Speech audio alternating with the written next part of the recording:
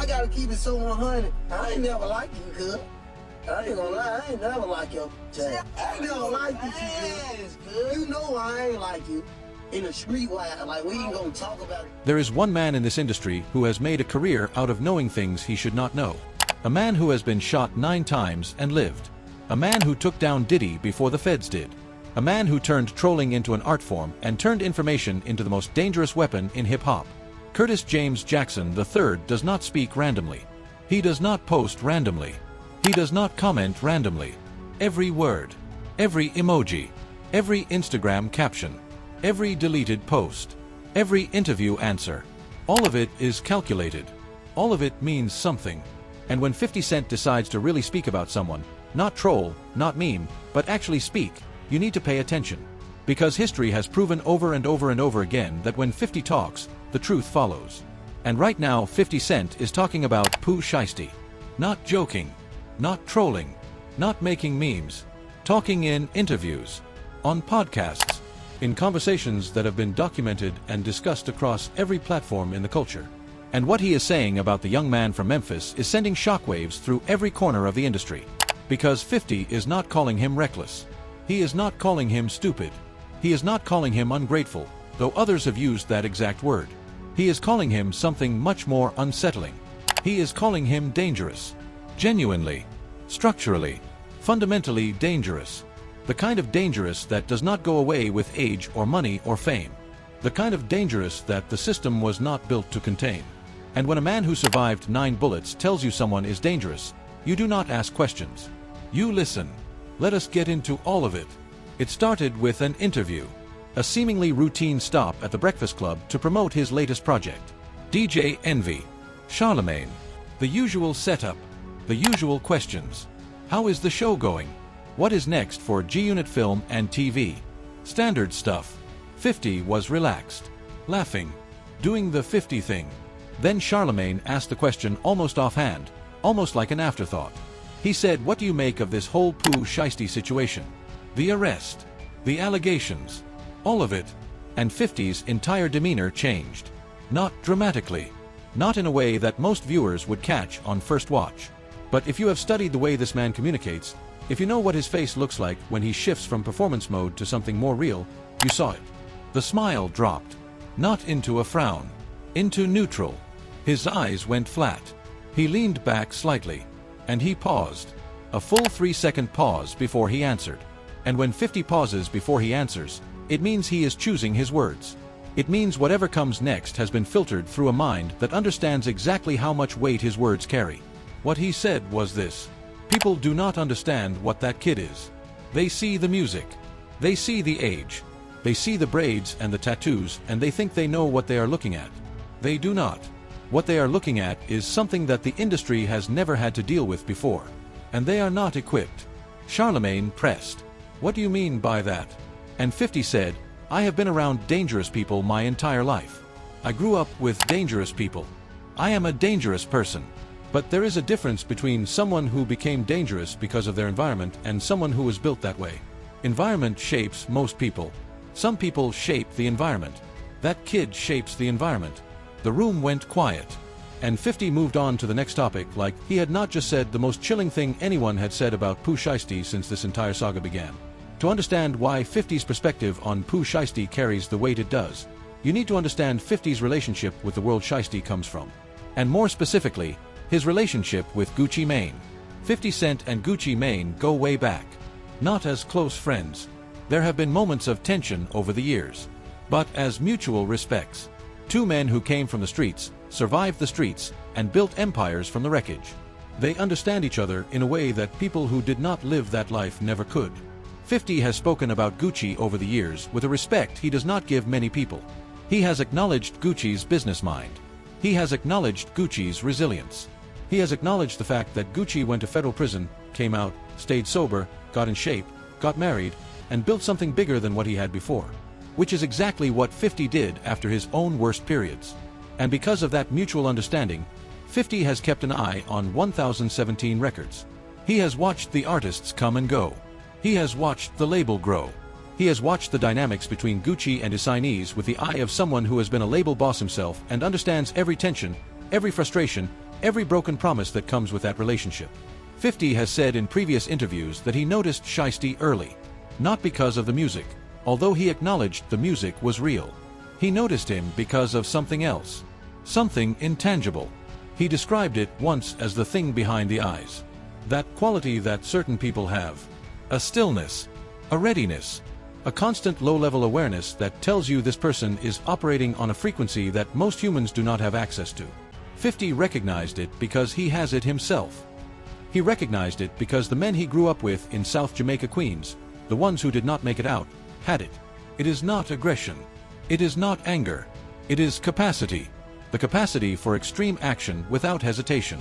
And 50 says that when he saw that in Shiesty, years before any of this happened, he knew the story was not going to have a clean ending. Not because Shiesty was a bad person, but because people with that capacity and that environment and that level of accumulated pressure rarely get the exits they deserve. The system is not designed to give them exits. It is designed to process them. In a separate interview, a podcast appearance that got significantly less attention than the Breakfast Club sit-down, 50 went deeper. Much deeper. The host asked 50 to compare Shiesty to other street-oriented rappers. Where does he rank in terms of authenticity? In terms of actually living the life he raps about? 50's answer was uncomfortable. You could see him shift in his seat. He said, "Do not compare him to rappers. That is your first mistake. Comparing him to other rappers means you think he is performing. He is not performing. The music is the performance. Everything else is real. And when I say real, I mean the kind of real that does not have a ceiling." The host asked what he meant by no ceiling. 50 said, "Most people, even people in the streets, even people who have done real things, they have a line. A boundary. A point where they stop and say, okay, this is too far." That line might be different for everybody. For some people it is family. For some people it is women. For some people it is children. But there is a line. Everybody has one. He paused. I have met 3 people in my life who did not have one. 3 people who, as far as I could tell, had no internal mechanism that said stop. No governor on the engine. And 2 of those 3 people are dead. The 3rd one is locked up. The host asked if Shiesty was one of the 3. 50 smiled. That smile. The one that does not reach his eyes. And he said, "I said what I said. I will let you figure out the math." Now 50 did not explicitly name Shiesty as one of the 3. He did not have to. The context of the entire conversation made it unmistakable. And the implication that Shiesty belongs in a category with people whose capacity for extreme action had no internal boundaries is the most disturbing thing anyone in hip-hop has said about this situation. Because 50 is not a blogger speculating from a couch. 50 is a man who grew up in one of the most violent neighborhoods in New York City. A man who was the target of multiple attempted murders. A man who has looked genuine killers in the eye and not flinched.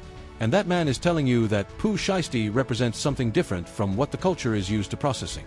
Here is where we need to be precise about the documented facts.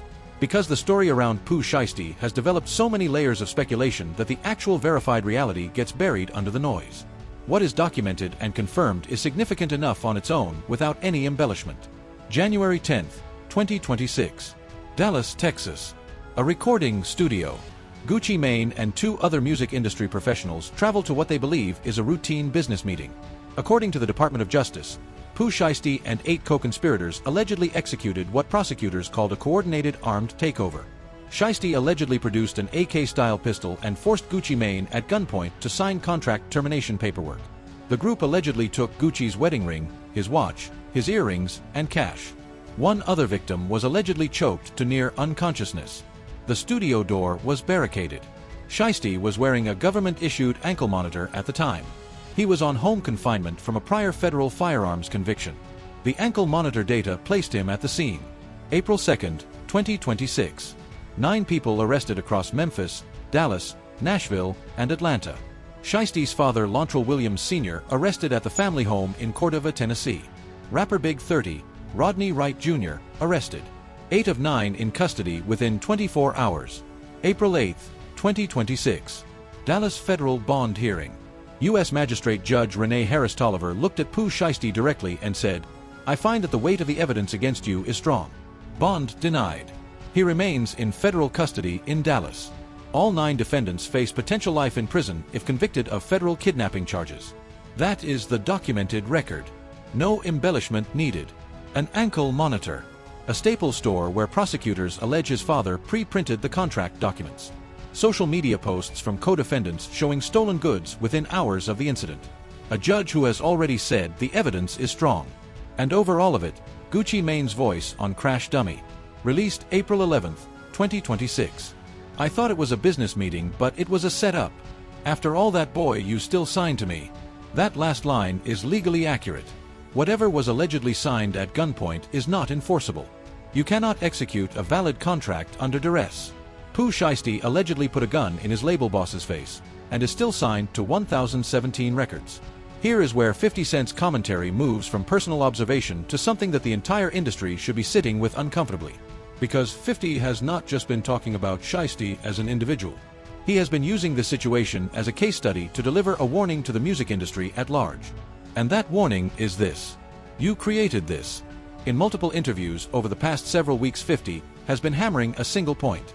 The music industry signs young men from violent environments, profits from their trauma, exploits their street credibility, markets their authenticity as a product, puts dangerous in every headline and every press release and every marketing campaign, and then acts shocked, genuinely shocked, when those same young men bring the streets into the boardroom. 50 said on a recent podcast, "You cannot sign a man because he is dangerous. Market him because he is dangerous. Sell his music because he is dangerous. And then be surprised when he is dangerous to you. That is not a surprise. That is a consequence." And he is right. The entire construction of Pooh Shiesty as an artist, from the name to the music to the image, was built around the idea that this was authentic. That the street life he rapped about was real. That the violence in his lyrics was not fiction. 1017 records leaned into that. The blogs leaned into that. The streaming platforms leaned into that. Back in Blood with Lil Durk. Shiesty Season debuting at number 3 on the Billboard 200. Every outlet celebrating the realness. The authenticity. The fact that this man was the genuine article. And now that he has proven just how real he is, appearing to a business meeting on an ankle monitor with alleged AK in hand, the same people who celebrated his authenticity are either silent or terrified. 50 sees the hypocrisy. And he is not letting anyone forget it. He said, "The industry does not want real. The industry wants the illusion of real. They want a man who looks dangerous in a music video but acts like an accountant in a meeting. They want the aesthetic without the consequence.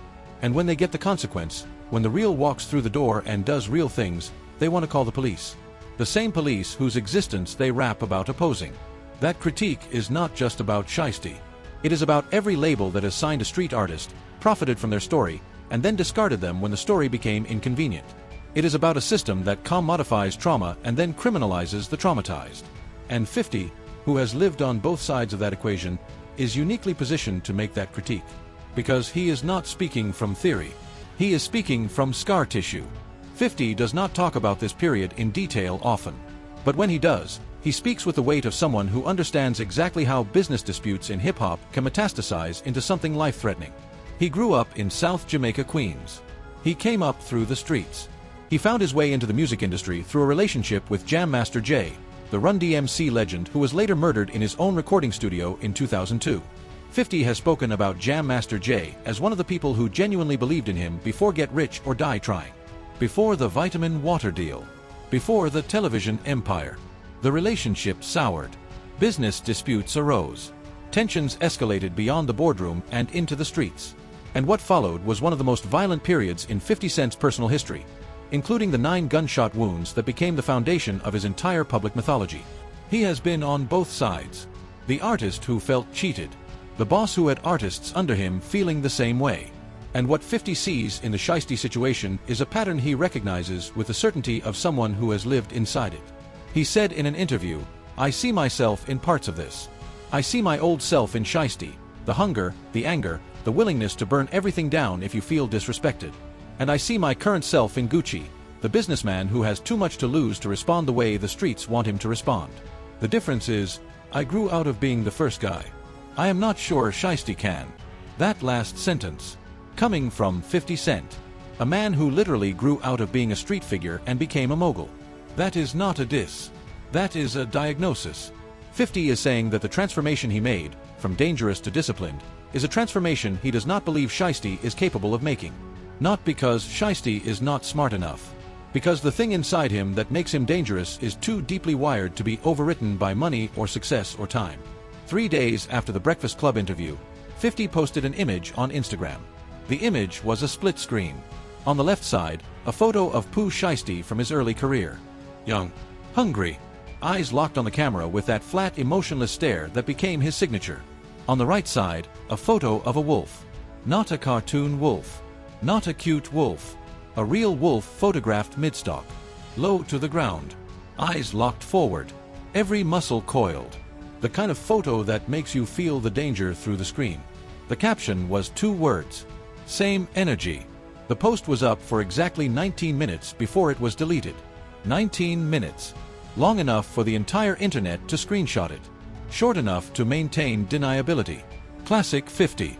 But the message was clear. 50 was not comparing Shiesty to a wolf as an insult. He was comparing him to a wolf as a warning. A wolf does not attack out of anger. A wolf does not attack out of emotion. A wolf attacks because that is what it is built to do. It is in the wiring. It is in the DNA. You can put a wolf in a cage and it is still a wolf. You can feed a wolf every day and it is still a wolf. The environment does not change what it fundamentally is. And 50 was telling the world, that is what you are dealing with. Not a rapper who got in over his head. Not a young man who made bad decisions. Something operating on instinct. Doing what its nature compels it to do. Whether you find that assessment fair or not depends on your perspective. But coming from 50, a man who has looked into the eyes of predators his entire life, it carries a weight that no commentator could match. Now here is the part of this that requires honesty about who 50 Cent is and what he does with stories like this. 50 Cent is the most prolific producer in true crime entertainment right now. His production company G-Unit Film and Television has produced documentaries on Diddy, on hip-hop culture, on criminal enterprises. He turned the Diddy saga into a multi-part Netflix docuseries, Sean Combs, The Reckoning, that pulled 21.8 million views in its first 6 days. Number 1 on Netflix, ahead of Stranger Things Season 5. The man does not just observe stories. He monetizes them. And the Pooh Shiesty saga is, from a pure content perspective, one of the most extraordinary stories in modern hip-hop history. A label dispute that escalated into an alleged armed takeover. Federal charges. A father arrested alongside his son. A childhood friend facing potential life in prison for allegedly standing at a studio door. Gucci Mane dropping a diss track on his own artist 9 days after the arrests. The whole thing unfolding in real time across every platform simultaneously. If you are 50 Cent, if you have a track record of turning real-life hip-hop drama into premium content, this story has production written all over it. And sources familiar with 50's operation have indicated that conversations with streaming platforms about a Shiesty-related project have begun informally. No deal announced. No official production confirmed. But the interest is real. And every interview 50 gives right now is serving 2 purposes simultaneously. Positioning himself as the authority on this story. And building public appetite for what comes next. So when 50 tells you that Pooh Shiesty is the most dangerous man in hip-hop, is that genuine concern from a man who recognizes a familiar pattern? Or is it the opening narration of a documentary that has not been announced yet? The answer, knowing 50, is probably both. Because 50 Cent has never seen a contradiction between doing the right thing and making money from it. He warned the world about Diddy, then produced the documentary. He told the truth and got paid for it. Both things happened simultaneously and neither canceled the other out. That is the 50 Cent formula. And it is about to be applied to the Pooh Shiesty situation whether the industry is ready for it or not. The last documented public statement 50 made about Pooh Shiesty came on an Instagram Live. Barely 2,000 people watching. The kind of moment that happens when 50 has something to say and is not performing for an audience. Someone in the comments asked, "Do you think they will catch him?" 50 read the comment out loud, nodded slowly, and said, "They will catch him. They always catch them. The question is not whether they catch him. The question is what condition he is in when they do. Because a man like that, a man with nothing left to lose, that man does not have a surrender in him. I have known men like that my whole life. They do not put their hands up. They do not come quietly. They go out the way they lived. And the people around them when it happens become collateral." He paused, looked directly into the camera. "I hope I am wrong. I genuinely hope I am wrong. Because he is still somebody's son. He is still somebody's father. And regardless of what he has done, there is a mother in Memphis who wants her boy to come home alive. I hope he does.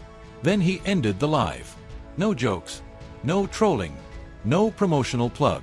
Just a man who has survived everything, speaking about a young man who may not survive what is coming. And that moment, that rare unguarded moment from a man who almost never lets his guard down, tells you more about the stakes of this situation than any court document or news article ever could. 50 Cent does not hope for people. 50 Cent does not express vulnerability on camera. 50 Cent does not show genuine concern for people he barely knows unless he believes the ending is heading somewhere tragic. Unless he has seen this movie before. In his neighborhood. In his life.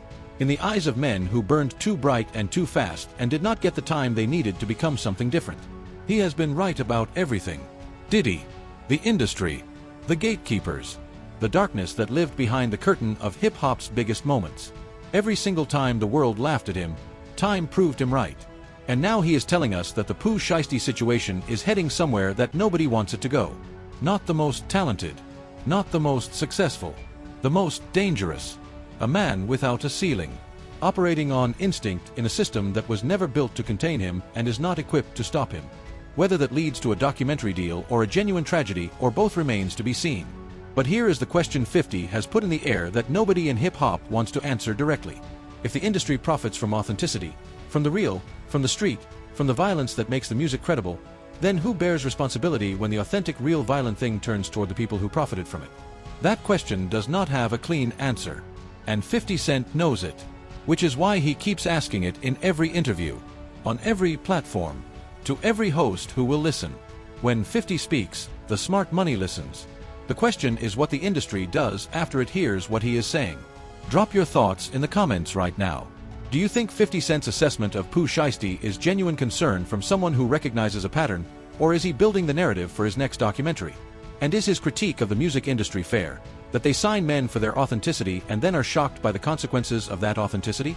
Subscribe right now and hit the notification bell. Every development in the Pooh Shiesty federal case as it moves toward trial will get a full breakdown on this channel the moment it becomes public. Because 50 Cent has been right about everything. And right now 50 Cent is very concerned. Like, subscribe, share, and pray for Memphis.